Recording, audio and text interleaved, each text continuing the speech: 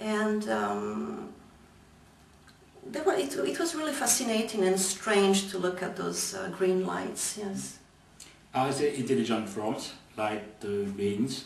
Because when you are light, you can have any form you wish. Maybe, yes. Maybe it's possible there were life forms.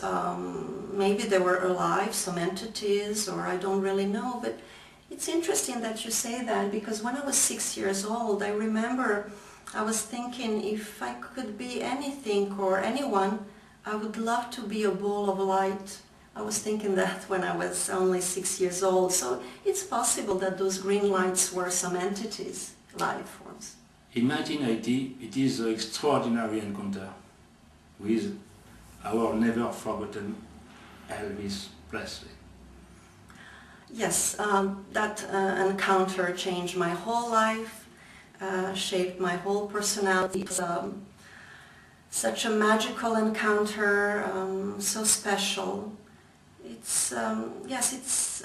But before I tell you about that spiritual encounter with Elvis Presley, I have to tell you something very, very important.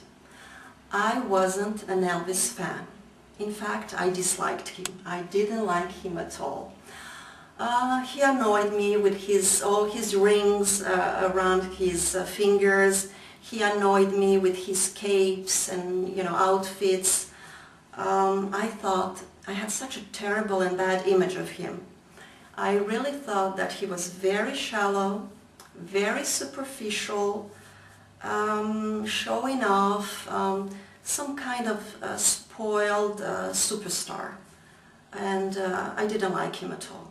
Anyway, so I arrived in Los Angeles in 1979, and in September 79. And in November 79, strange things started to happen. I started hearing voices, as I said before, feeling that presence, and I really thought I was completely insane. I really thought I was crazy because I was an atheist. I didn't believe in anything. It was really strange because I had a very healthy life. I didn't smoke, I didn't drink, I was a vegetarian, I didn't take any kind of drugs, I didn't take any medication.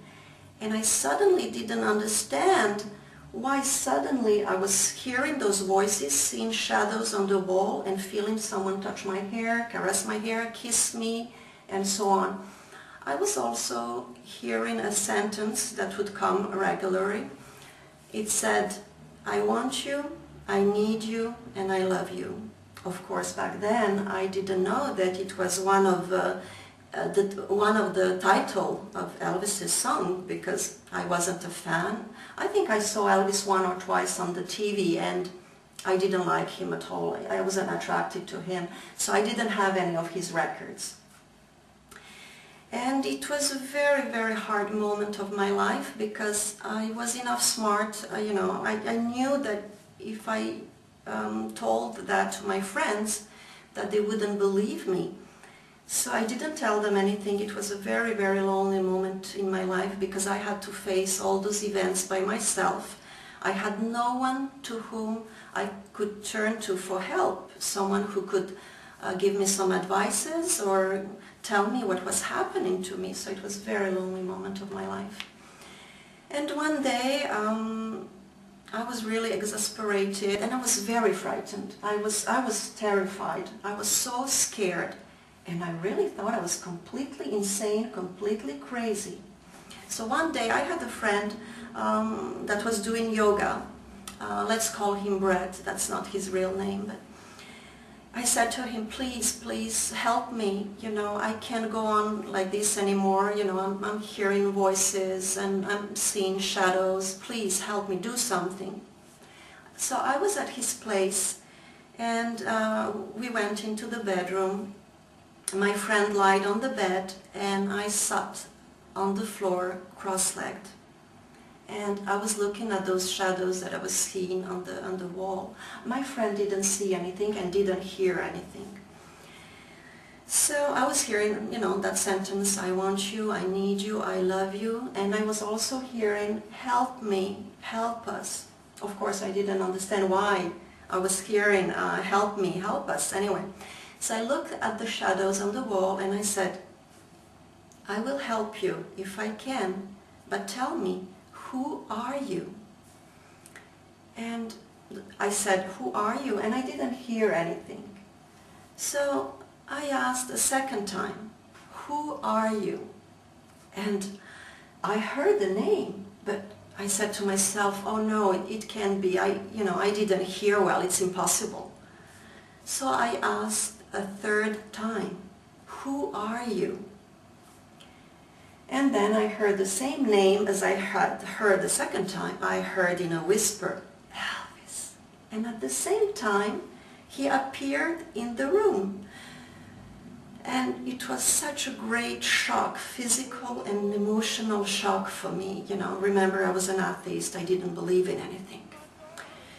So I didn't dare look at my friend Brett because he was behind me lying on the bed. I didn't dare look at him because I said, if I look at Brett, Elvis will disappear. So I mumbled to Brett, still staring at Elvis, Brett, do you see him? Do you see him? And he said, I see him, yes, I see him, be quiet. And Elvis was all white and shiny, and it was such a fascinating scene. And it's very strange because inside of me something seemed to be dying, my whole personality seemed to be like dissolving, like disintegrating, like my whole world was crumbling down. It's like I was dying inside and a new person was being reborn again. Like all my beliefs, everything I believed seemed to be destroyed and I was being born again. It was really strange. And Elvis talked to me on many personal things.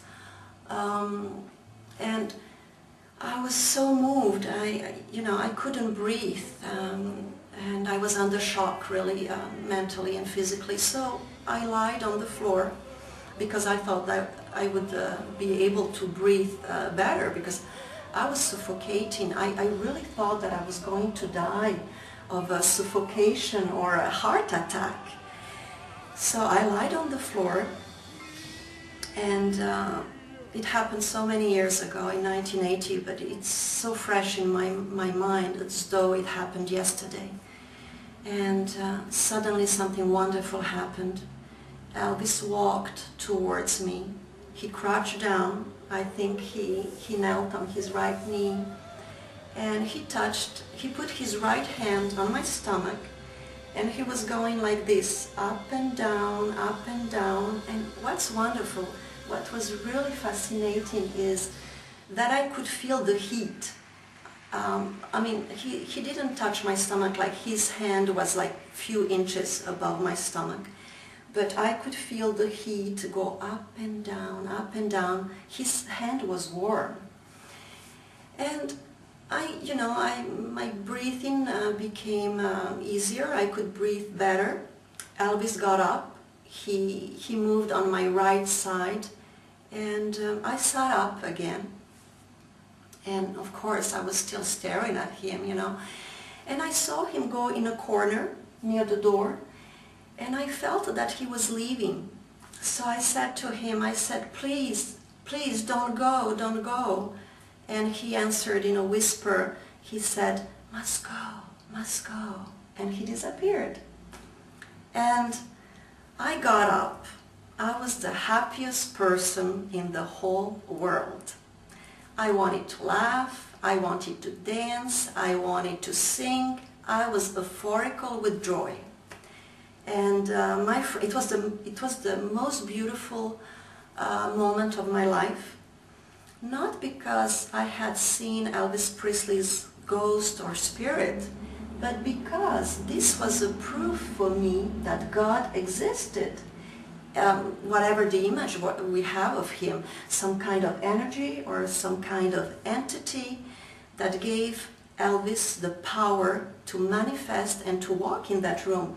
Because that spirit, I know that this man was dead.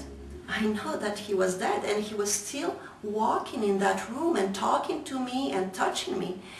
So it was so wonderful, and it was a proof for me